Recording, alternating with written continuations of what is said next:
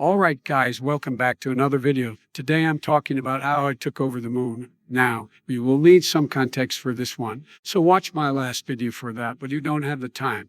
Let me sum it up for you. The year is 1969, and I just snuck onto the NASA ship that was supposed to go to the moon. We made it, we got to the moon, and I was the first ever man to walk on the moon. But the actual professional astronaut crew still had no idea that I was there with them. I tried to hide, but when they saw me, I kind of freaked out and killed them all. So yeah, I was now on the moon completely alone. There was a rocket there that could take me to Earth, but I had no clue how to use it. And I think that if I tried to, I would probably have ended up on Pluto. So yeah, I was stranded with limited supplies and completely alone. So I thought, God, the government might take this video down for me saying this, but the moon is actually full of aliens that don't want to let everybody know because they're worried you all might freak out about it. Anyway, when I first saw the aliens, I thought they were Russians who had also landed on the moon. Now, you might think how I did not notice that they were not Russians. I mean, they were literally green and small as hell. Now, in my defense, I had never seen a Russian before, so I thought maybe they just looked different than us regular people. I did, however, think that something was wrong when they started speaking in beeps to me, but then again, I had never heard Russian before, so I thought that maybe that was just how Russian sounded. I only figured that those things were not Russian when I got back to Earth and saw a real Russian like 20 years later.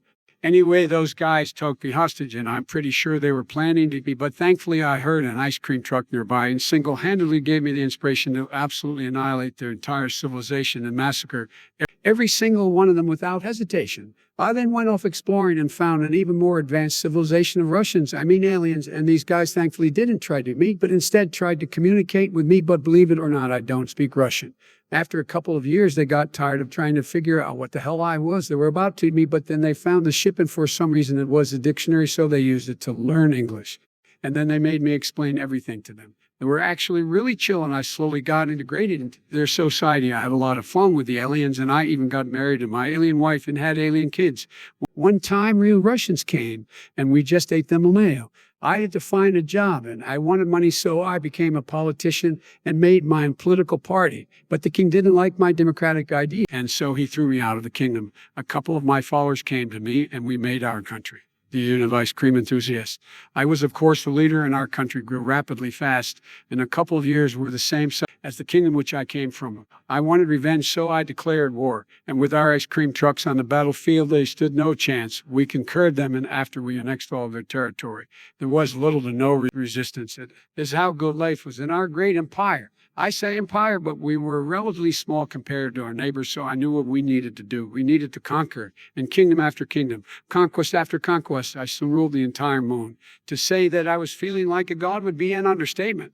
I got way over my head, and even though everybody loved me, and I was getting at least 80% on every election, I for some reason decided to declare the Kingdom Ice Cream Enthusiast. I made the mistake of getting rid of the reason everybody loved me so much. I had introduced democracy to the people of the moon, and then I took it away from them. They were understandably mad at me, and they decided to rebel. My army was strong, however, but revolt after revolt, it got weaker and weaker.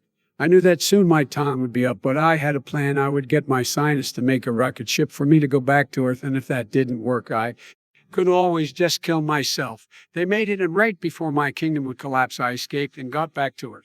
I was then instantly sent to prison for obvious reason. Anyway, guys, thanks for watching, and see